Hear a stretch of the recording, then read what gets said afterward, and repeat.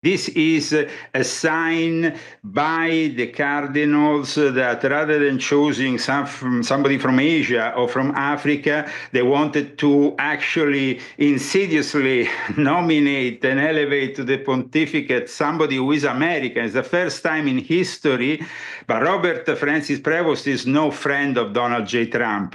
He is, of course, somebody who comes from Chicago, but also with a vast history in South America that connects him to the infamous Jesuit order.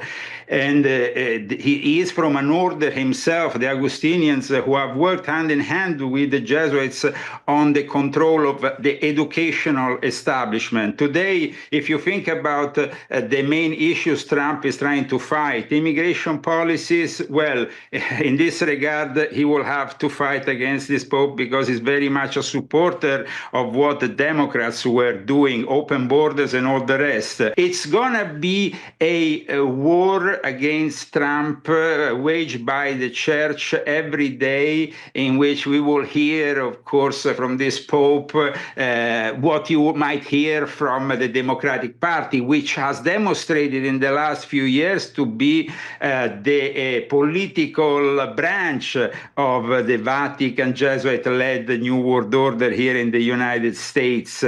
So it's not a good day. Some Americans might perceive it as a good day. For those who were hoping in a traditional Pope, in somebody who will support also a return to the Latin Mass, this will be, of course, a disappointment because this Pope has no intention in going back, but rather in moving forward. Is he Francis light, or is he as bad as Francis? He's worse than Francis. We got Leo Zagami, the Vatican expert, on. I've been to Rome with him. He's got all the different contacts, able to get into areas nobody else says. He predicted years before Francis, the first Jesuit Pope, was put in, that it would happen, how they'd use blackmail to take control. And it even came out mainstream news later that that is how Francis was able to get control. We know the Jesuits helped set up the infiltration of communists and pedophiles into the Catholic Church. So, Leo Zagami, we have the first American Pope being brought in. From my first glance, I'm not an expert like you, he appears to be globalist Francis light, at least on the surface, light version of Francis, agreeing with most of it. But they build Francis as a moderate. Of course, you document that he's not. But you are the Vatican expert of experts. What is your take on this individual, and were you expecting this? Leo Zagami, and best-selling author, researcher, I should add. Go ahead, Leo. Thank you, Alex, for having me on. This is, of course, a pivotal moment and a turning point in the history of the Catholic Church, following, of course, the teachings and what was already outlined by Pope Francis, who just before he went into hospital was working with the U.S. Bishop Conference on yet again waging war against the Trump presidency. This is a sign by the cardinals that rather than choosing somebody from Asia or from Africa, they wanted to actually insidiously nominate and elevate to the pontificate somebody who is American. It's the first time in history, but Robert Francis Prevost is no friend of Donald J. Trump. He is, of course, somebody who comes from Chicago, but also with a vast history in South America that connects him to the infamous Jesuit order. And he is from an order himself, the Augustinians, who have worked hand in hand with the Jesuits on the control of the educational establishment. Today, if you think about the main issues Trump is trying to fight, immigration policies, well, in this regard, he will have to fight against this Pope because he's very much a supporter of what the Democrats were doing, open borders and all the rest. When it comes down to transgenderism and all that, that's another issue. The Jesuits and, of course, this new Pope have been pushing, being open to transgenderism and the LGBTQ. And then you have a aside from all this, also the Vatican-China deal that this Pope will continue to support, which is a way for China of creeping inside the Catholic Church. The policies of the NGOs that, of course, are connected with the Vatican and the Catholic Church are the ones that have supported this massive immigration that has brought us in the situation where we are now.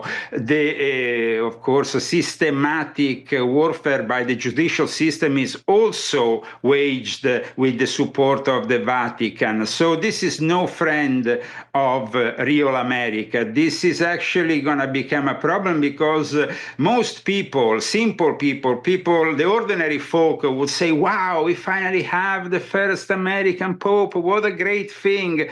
It's not a great thing. And I have outlined in my new book that just came out how Pope Francis has rigged this conclave, which nominated his successor, so he could have, of course, 80% of the cardinals on his side and nominate somebody who will follow in the policies of Vatican II. Those policies that Pope Francis said were only completed by 50%. There's another 50% that will, of course, not only destroy what the remains of Christianity, but then eventually will bring us to the integration with other religions, because now the next thing this Pope will do will step down from his role of Pope and rather be perceived as a bishop amongst bishops to favor the unification of all Christian churches.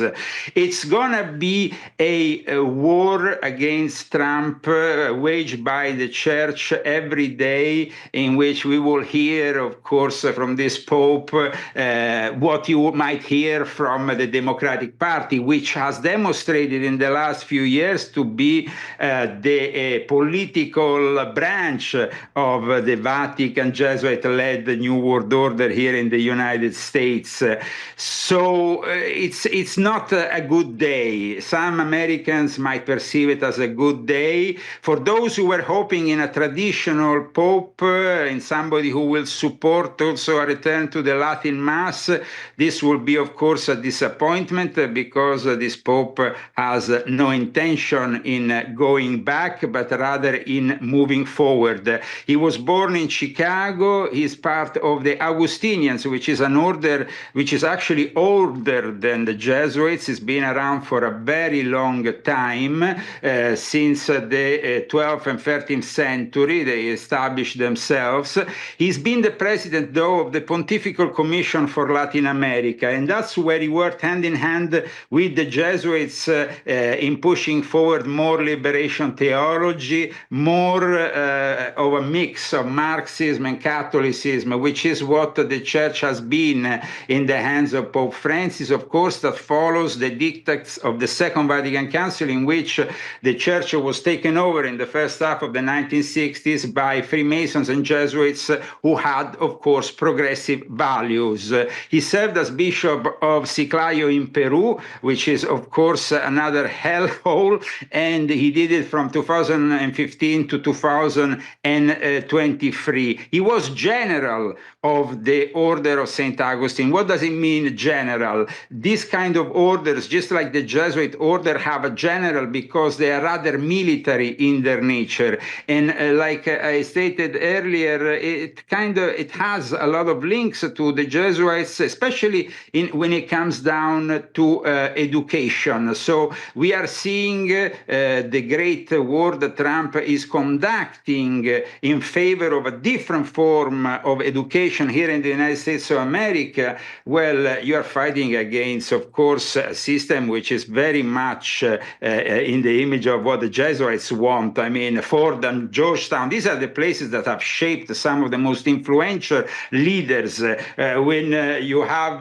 Dr. Fauci doing what he has done, is because he's a Jesuit stooge. He doesn't only teach in Georgetown, he was also formed and shaped and molded since a very early age by the Jesuit order. Well, Hillary Clinton has repeatedly said that she doesn't follow any ideology, but a Jewidical mindset of the Jesuits. And if people don't understand, And Gavin Newsom, he has actually said it publicly. He follows the Jesuits. So here we're talking about the worst of the Democratic Party.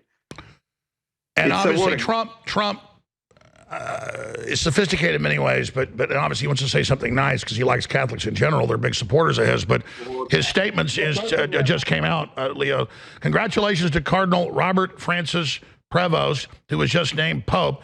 It is such an honor to realize that he is the first American Pope. What excitement and what a great honor for our country. I look forward to meeting Pope Leo. It will be a very meaningful moment. But in my first look, that's what I thought. I said, please get Zagami on. And of course, you're an expert on all these guys. And it's sad, Alex, because this guy has chosen my name, first of all. And the last pope who had this name was a conservative who fought Freemasonry, fought the establishment that eventually took over the church. So to actually take on this name for me is already an insult. But in any case, you are right in what you are saying. Well, am I wrong, though? I mean, is he Francis light, or is he as bad as Francis? He's worse than Francis. Because Francis said that the policies of the Vatican II were only implementing by 50%, and then his successor will have to implement the next 50%. So, and so now, explain how this works: as more cardinals die, and more cardinals get in to vote for the next pope and policies.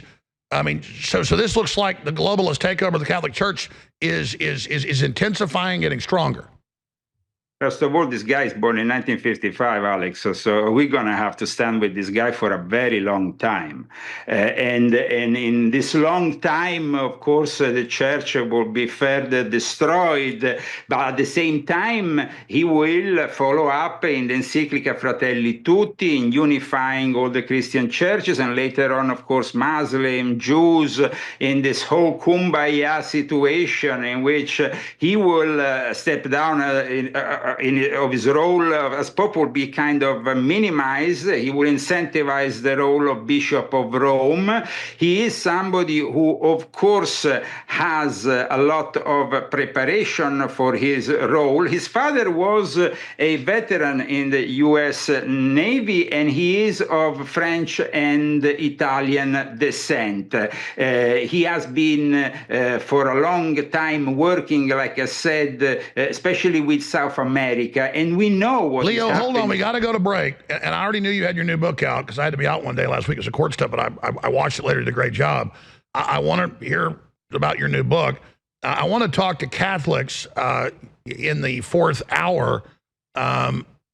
Could you come on with me in the fourth hour and take calls from Catholics?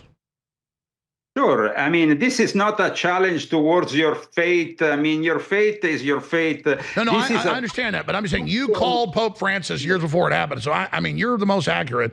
So yeah. I've got to go to break, but could you come on at like 2:15 Central so we could take some calls? And then you could respond to the Catholics because you obviously know, like they do, a lot more than I do. Absolutely. I mean, and like you said, my new book also explains why the Luciferian court made up of Illuminati, Freemason, think tanks from the Bilderberg. Hold on, stay there. I got to go to break. Do 5 more minutes with us, and Steve Kirsch is coming on to respond to all this Bill Gates stuff and some new shocking studies confirming the mass deaths from the shots. But stay right there. Well, we got a new pope, American pope, and Leo Zagami, who has called what's going on in the Vatican for decades, unlike anybody else out there, best-selling author, is saying this guy's worse. Tell us some about your book. I want to have you back about that in the future. You'll be on the fourth hour taking calls from Catholics, not just in the U.S., but around the world to get their take and your response, Leo Zagami. But just in a nutshell, why are you saying this guy is worse? Because in the year 2000, when Prevost was the provincial superior in Chicago, he protected a pedophile, Father James Ray, an Augustinian priest. He actually protected him, and this guy had credible accusations from 1991. And although the priory was close to a Catholic elementary school, Prevost did nothing to notify the school administration of the whole thing. This guy is a protector of pedophiles. He's the worst kind of guy we could elect as Pope.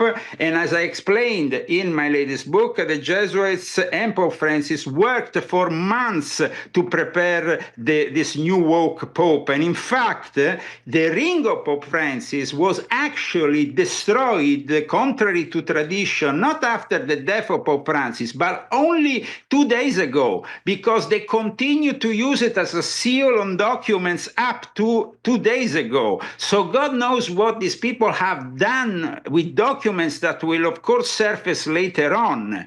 And this guy who protects the pedophiles, who is somebody already immersed in controversy from a very controversial convent in Chicago, suddenly becomes Pope, and of course very close to Obama, the Democrats, very much opposed to Donald J. Trump. Trump is being diplomatic, of course. This is a head of state, first of all, being elected, before being the head of the religion of billions of Catholics. So he has to be diplomatic. But things are going to be very different in a few weeks from now, or actually probably starting soon after his first Wednesday speeches, when he's going to start talking about immigration and his stand of immigration, which is, of course, a stand of immigration that is completely contrary to what Tom Homan or Trump stands for. So let's see what happens. And in the meantime, of course, with my new book, volume 12, which is the last installment of my confessions, because I wanted to bring you right up there where the pyramid culminates in the all-seeing eye, to bring you where the Jesuit general is, where the real power is. And of course, this power is the power that has decided ultimately that they wanted to put an American Pope because they want to challenge Trump directly. They could have, of course, chosen an African or an Asian Pope, which is probably the future of the church. But in this case, the priority for this woke church seems to be fighting Trump and his administration. So Pope Francis, of course, had always very much good things to say about Prevost. He put him as titular bishop of Sufar. He received his episcopal consecration during the time Pope Francis was a pope. And on July 13, 2019, Prevost was also appointed a member of the Congregation for the Clergy in Rome, so in a way preparing him also for his role. All right, Leo, stay. We're going to talk to you in an hour. We're going to take calls from Catholics then. But the big issue here is the leadership of the Catholic Church directing the Democratic Party to target traditional Catholics and conservatives in America. That tells you everything you have to know. The good news is isn't this just waking up Catholics more than ever? Well, it's going to wake up those people who still had the illusion that we could go back to a conservative Pope, to somebody like J.D. Vance wanted, or those who love the traditional Latin Mass. It's never going to happen. Unfortunately, we are going further into wokeness with this new Pope. It's amazing. Wow. Leo Zagami, we'll talk to you coming up in an hour. Thank you. Thank you.